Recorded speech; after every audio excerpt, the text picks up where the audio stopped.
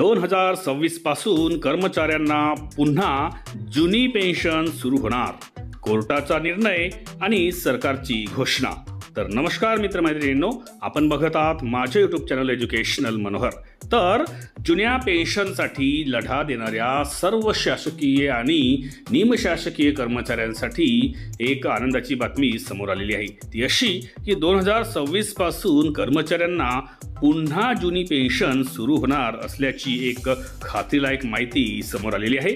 या बाबतीत कोर्टाने कोणता निर्णय दिलेला आहे आणि त्यावर सरकारने कोणती घोषणा केलेली आहे याबद्दलची सविस्तर माहिती आजच्या व्हिडिओमध्ये आपण बघून घेणार आहोत। त्यामुळेच या व्हिडिओला सुरुवात करण्यापूर्वी हे चॅनल एज्युकेशनल मनोहर यावर आपण नवीन असाल तर हे चॅनल आपण सबस्क्राइब करायला विसरू नका आणि हा व्हिडिओ बघितल्यानंतर या व्हिडिओला एक लाईक आणि जास्तीत जास्त शेअर करायलाही आपण विसरू नका।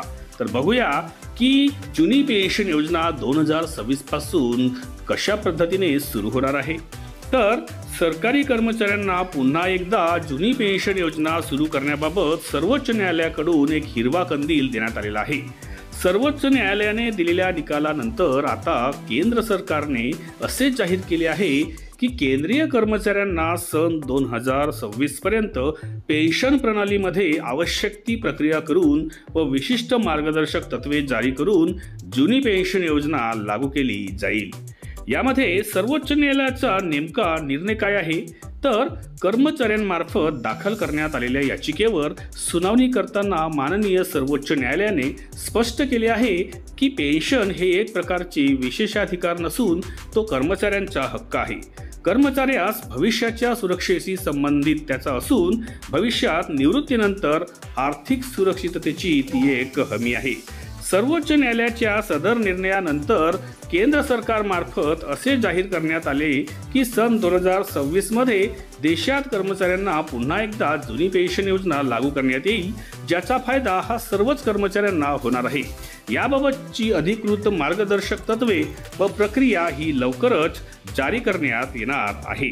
तर एकंदरीत सर्वोच्च न्यायालयाने दिलेल्या निर्देशानंतर केंद्र सरकारने ज्या पद्धतीने जुन्या पेन्शनबाबत एक सकारात्मक भूमिका दाखवलेली आहे त्यावरून हे लक्षात येते की 2026 पासून पुन्हा एकदा जुनी पेन्शन सुरू होणार असून ती प्रथमतः केंद्रीय कर्मचाऱ्यांना लागू होणार आहे आणि त्यानंतर संबंधित राज्य सरकारेही त्याची अंमलबजावणी करतील अशी अपेक्षा आपण या ठिकाणी करू शकतो। अशाच पद्धतीचे माहितीपर व्हिडिओज आपल्याला बघायचे असतील तर त्यांची प्लेलिस्ट या व्हिडिओच्या डिस्क्रिप्शनमध्ये इन्फॉर्मेशन एज्युकेशनल मनोहर या नावाने देण्यात आलेली आहे।